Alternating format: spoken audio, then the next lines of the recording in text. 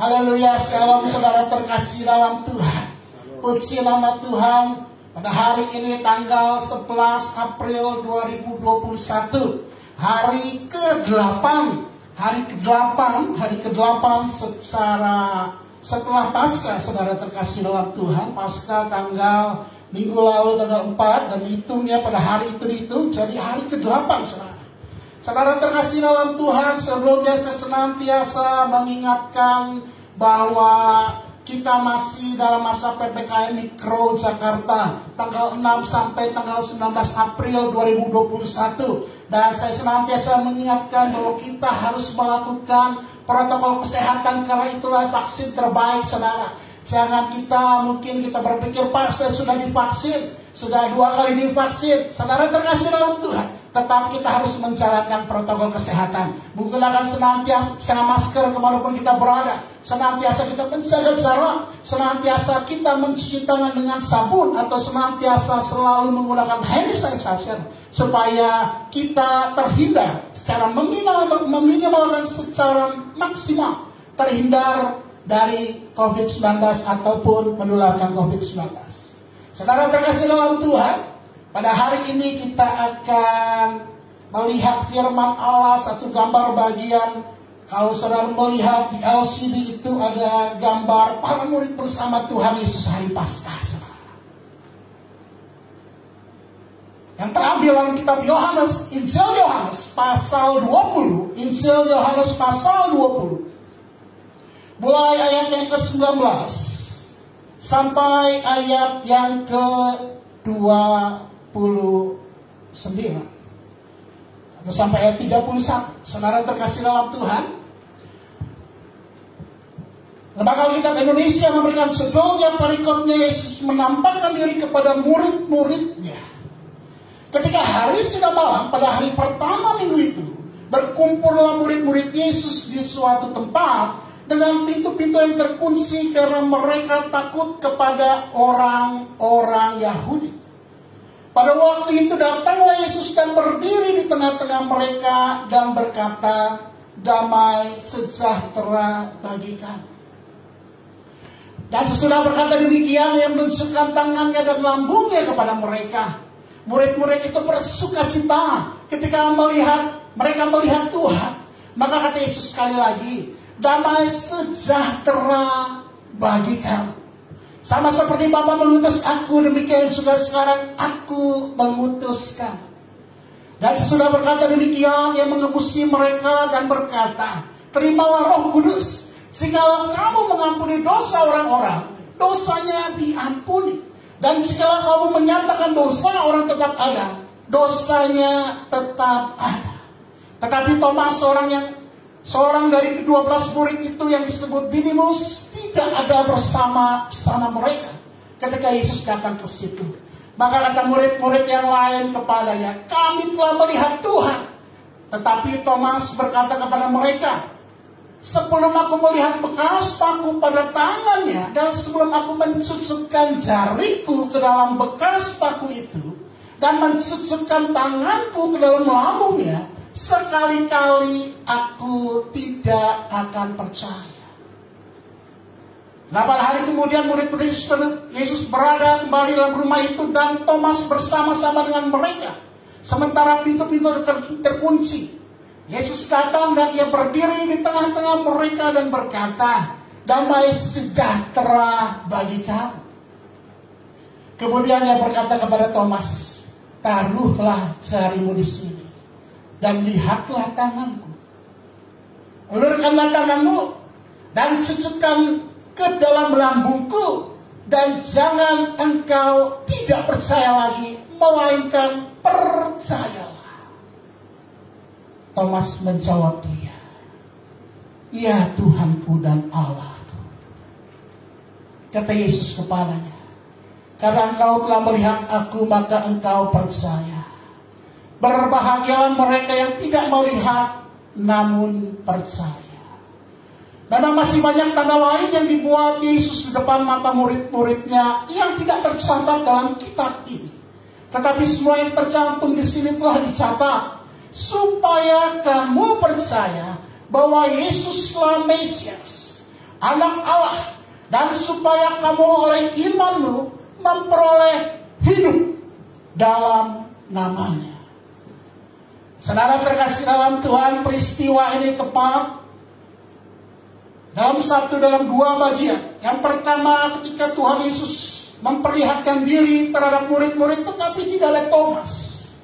Kemudian beberapa hari kemudian, atau tepat hari ke-8, Yesus menampakkan dirinya bersama murid-muridnya kepada murid-muridnya. Dan di situ juga ada Thomas, saudara. Ini adalah sebuah perjalanan mengenai kebangkitan Kristus yang adalah sebuah kenyataan, sebuah realitas, dan kejadian benar-benar terjadi, saudara. Karena tidak sedikit sampai detik ini banyak orang mengatakan bahwa bukan Yesuslah yang disalibkan, Yudas Iskariot yang disalibkan. Ada penyimpangan Injil, ada penyimpangan akan kebenaran.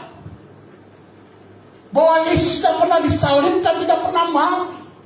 Tetapi jelas Alkitab menuliskan dengan jelas bahwa Yesuslah yang mati di atas kayu salib, dan Dia Allah yang menjadi manusia, yang adalah disebut Mesias. Sebab firman Allah dikatakan, supaya kamu percaya Yesuslah Mesias, Juru Selamat, Anak Allah, dan supaya kamu oleh imanmu memperoleh hidup dalam nama.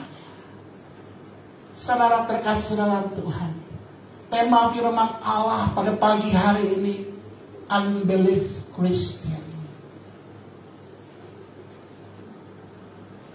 Saya ulangi tema pada pagi hari ini, unbelief Christian. Orang Kristen yang tidak percaya. Bagaimana mungkin ada orang Kristen yang tidak percaya, Pak?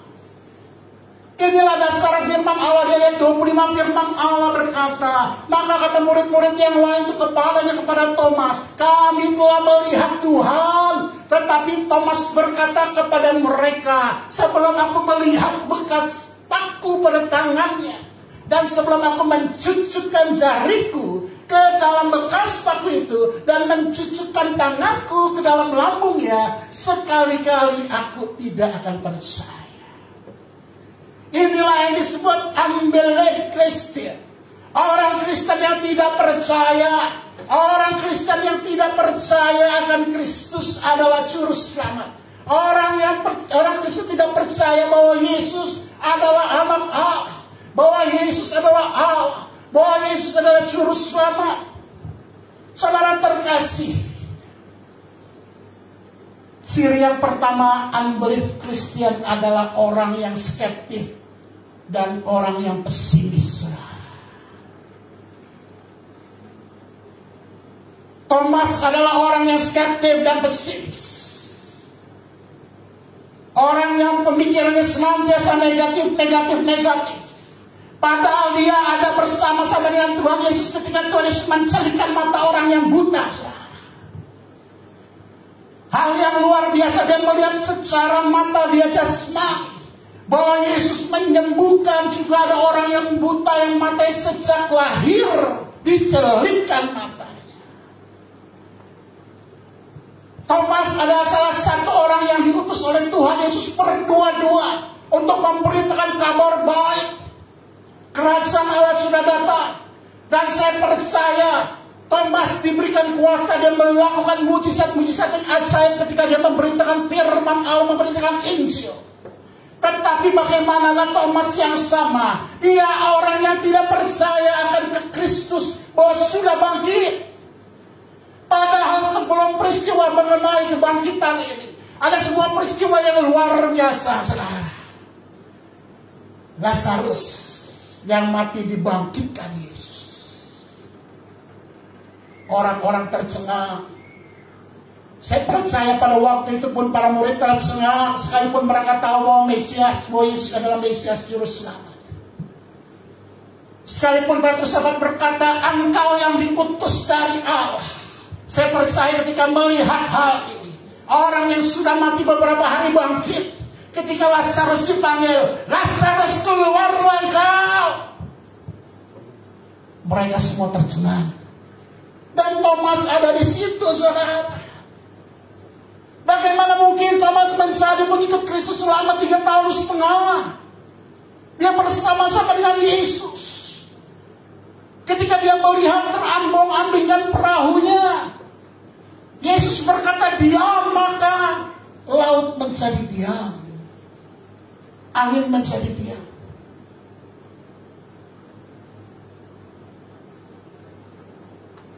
Saya mau katakan sekali lagi, Thomas adalah orang yang pesimis.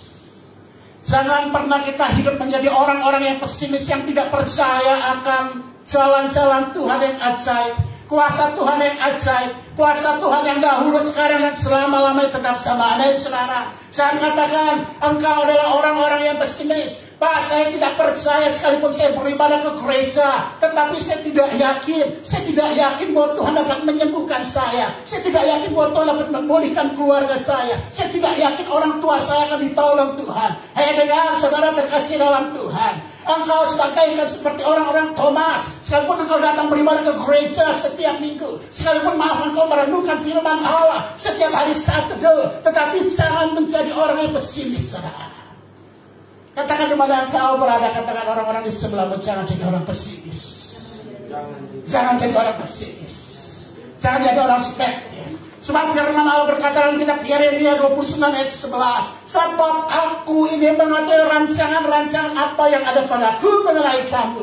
Demikianlah firman Tuhan, yaitu rancangan damai sejahtera dan bukan rancangan kecelakaan, untuk memberikan kepadamu, yaitu kepada engkau dan saya hari depan yang penuh harapan. Amin, saudara. God will make way when there seems to be no way. Sekalipun sepertinya tidak ada jalan keluar, ingatlah bahwa Tuhan sanggup membuat jalan bagi hidup saudara dan saya. Nothing is impossible with God. Tidak ada yang mustahil bagi Tuhan. Amin, saudara. Saudara terkasih dalam Tuhan, beberapa waktu yang lalu saya sudah 7 kali ibadah bersama dengan teman saya, mengajak hamba Tuhan senior saya, saudara. Dia mengajak, Rick, tolong bantu saya untuk adanya cara nothing is impossible. Jadi setiap hari Jumat, saudara, Jumat malam waktu Philadelphia, Amerika, di sini Sabtu pagi jam 7 pagi, saya membantu beliau, hamba Tuhan, Pastor Daniel, saudara, mengatakan, Rick, kamu tolong jadi host, tolong atur, udah bantu udah 7 kali, saudara. Puji Tuhan. Dan ketika kemarin saudara saya menyaksikan ada jadi acara ini, acara Nothing is Impossible, itu adalah kesaksian seorang yang Tuhan luputkan. Tuhan punya cara yang ajaib, yang tidak pernah terpikirkan sekalipun, saudara. Orang yang disembuhkan Tuhan dari kanker, yang sudah harusnya mati. Bahkan kemarin ini ada kesaksian dari pendeta Pastor Riau Pasaribu, saudara. Beliau adalah salah satu penumpang tahun 2007 ketika pesawat Garuda Indonesia tidak mendarat di tempatnya, saudara, tetapi mendarat di sawah. Betapa Tuhan begitu ajaibnya, dikatakan begitu luar biasanya. Ya, waktu itu sebelumnya dia adalah seorang pimpinan kantor pajak. Terakhir kedudukannya di Jakarta sebagai wakil pimpinan pajak DKI Jakarta, saudara.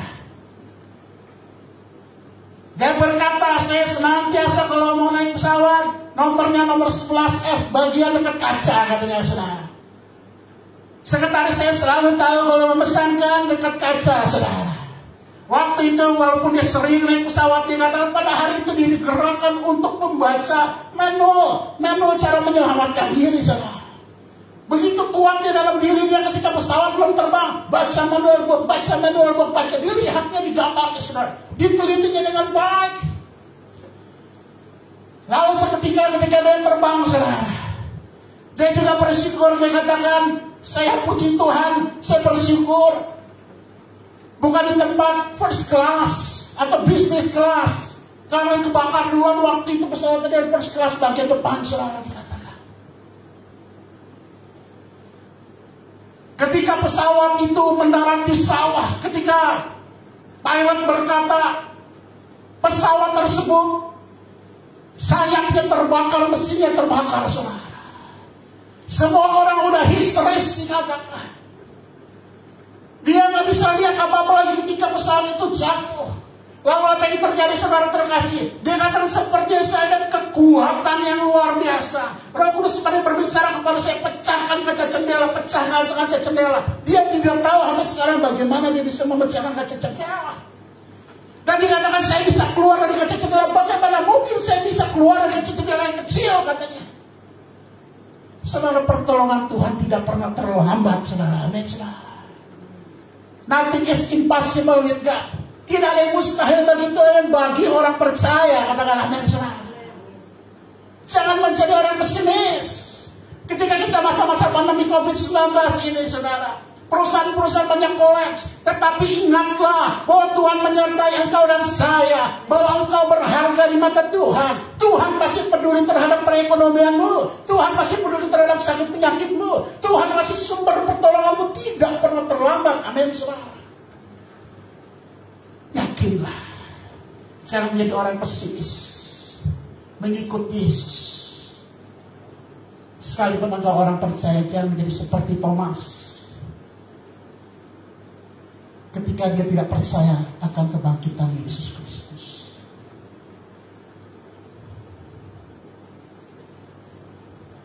Ayat 24 jelas dikatakan, tetapi Thomas, seorang dari ke-12 murid itu yang disebut Didimus, tidak ada bersama-sama dengan mereka ketika Yesus datang ke situ.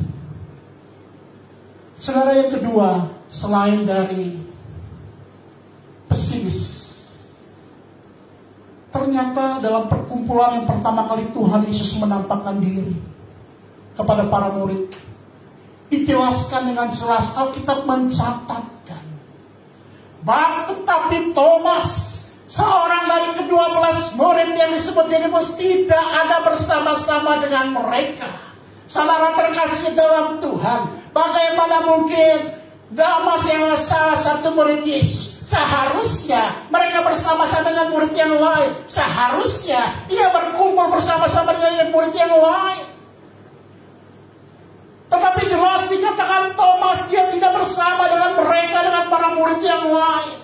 Ciri orang-orang Kristen yang tidak percaya, unbelief Christian yang kedua, Yohanes 20:25 berkata, dan sudah berkata demikian, dia mengembusi mereka dan berkata, terimalah Roh Kudus, jikalau kamu mengampuni dosa orang, dosanya diampuni. Jikalau kamu menyatakan dosa orang tetap ada, dosanya tetap ada. Ibrani 10:25, janganlah kita menjauhkan diri dari pertemuan-pertemuan ibadah kita seperti dibiasakan oleh beberapa orang, tetapi marilah kita saling menasihati, dan semakin giat melakukannya menjelang hari Tuhan yang mendekat.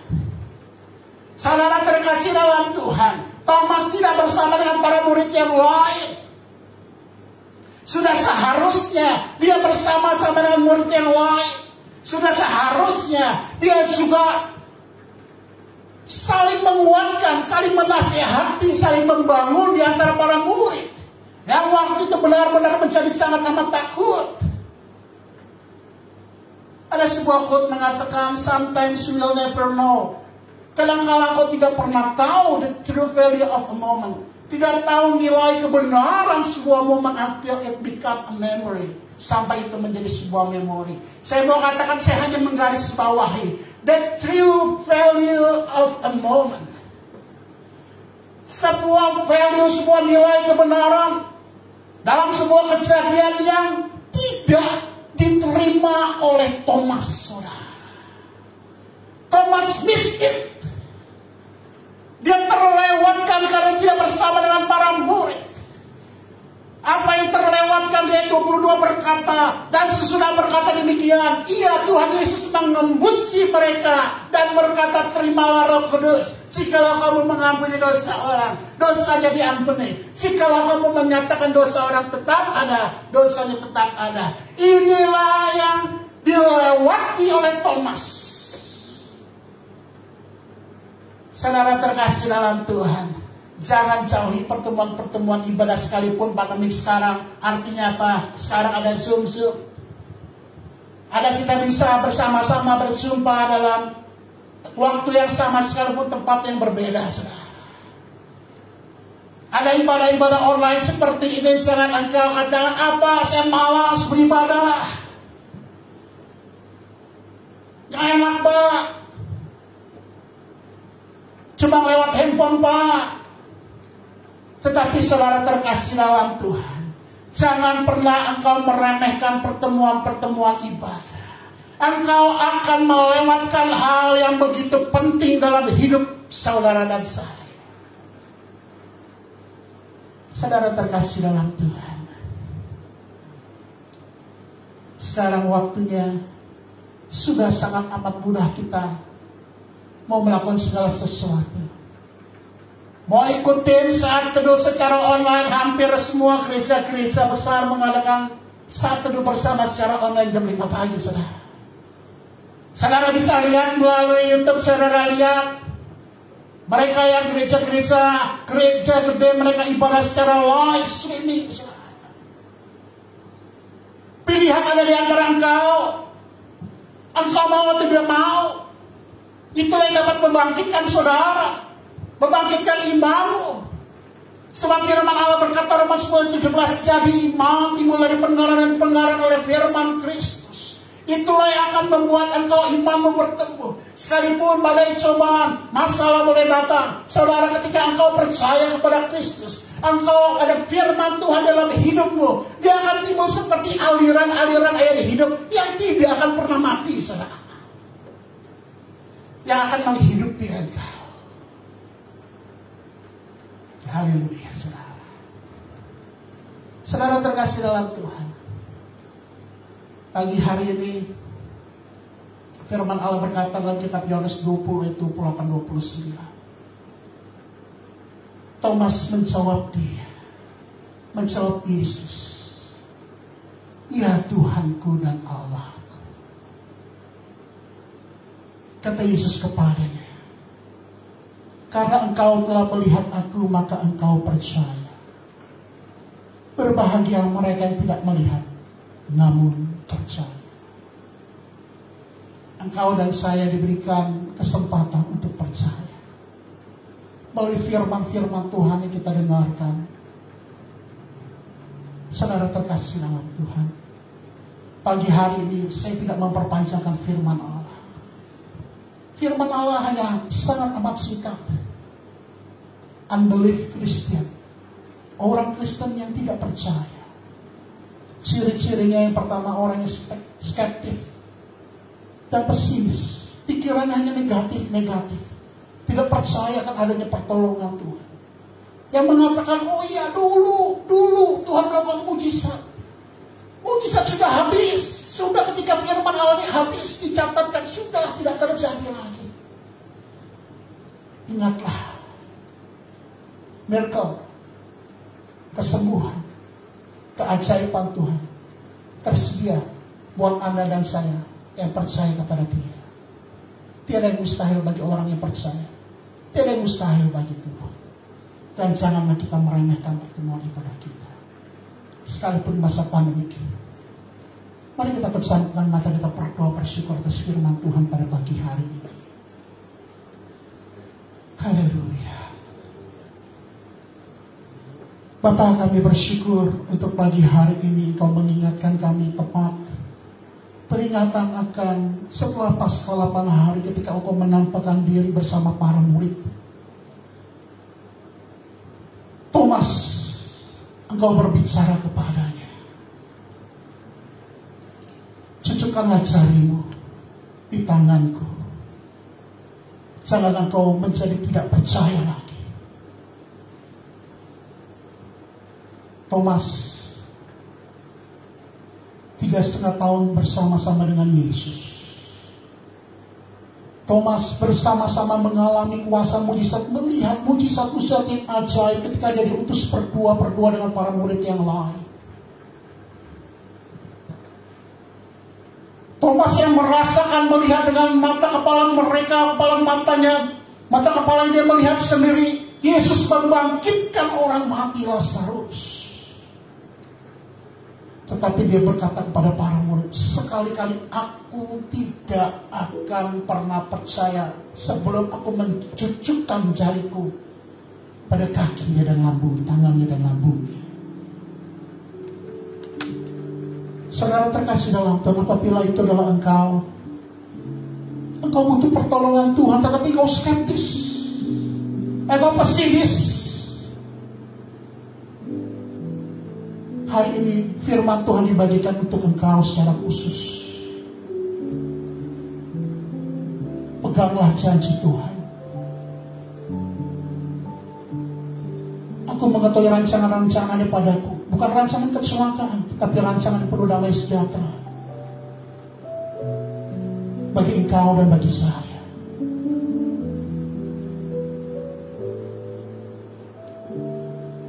Kalau engkau membutuhkan pertolongan Tuhan saat ini, berdoalah kepada Dia. Dia hanya sejauh doa. Katakan, aku orang berdosa, ampuni aku Tuhan, ampuni aku Tuhan. Kalau aku tidak percaya bahwa Engkau sanggup menolong aku, Engkau sanggup menyembuhkan aku sanggup menolong orang tuaku, Engkau sanggup memulihkan ekonomiku.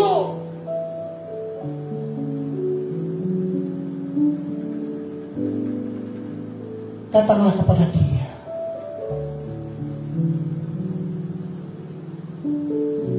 Dengan penuh kerendahan hati. Saya berdoa buat Anda dimanapun engkau berada saat ini. Tuhan, Engkau melihat setiap orang yang berkata dalam hatinya, ampuni aku. Aku memerlukan Engkau, aku memerlukan mujizat-Mu, aku memerlukan pertolongan-Mu. Engkau dengar setiap doa-doa mereka, Engkau jawab mereka, Tuhan.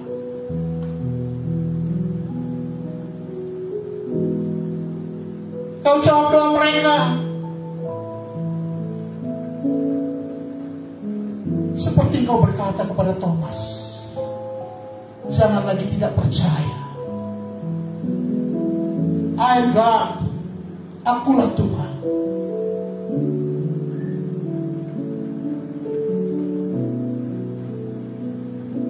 Pagi hari ini kami belajar, kalau seringkali kami meremehkan ibadah-ibadah.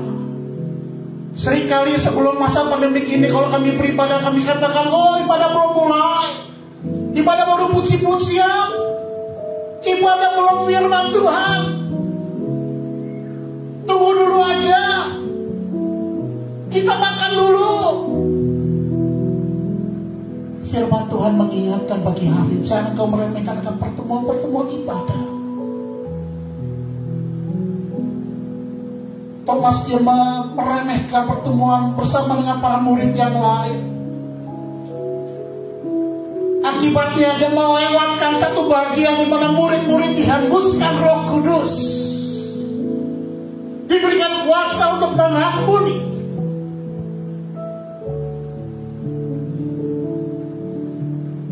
Saudara terkasih dalam Tuhan, dimanapun engkau berada, jangan jauhkanlah hatimu kepada Tuhan. Dimanapun engkau berada, kembali lagi pada kelompok-kelompok gereja, di mana engkau firman Allah akan ditaburkan, senantiasa ditumbuhkan dalam hidupmu, dan hidupmu menjadi buah-buah yang matang. Engkau bertemu dengan kuatnya sekalipun badai cobaan ada di hadapan engkau, menghembuskan anginnya.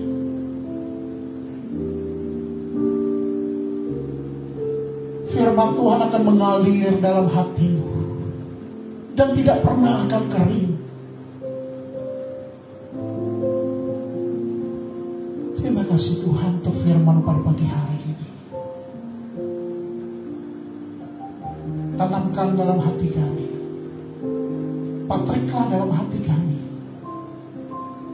untuk kami menjadi pelaku-pelaku firman yang tidak pernah pesimis, tidak pernah skeptif, dan tidak meremehkan pertemuan ibadah. Dalam nama Tuhan Yesus kami berdoa dan bersyukur atas firman-Mu. Haleluya. Amin.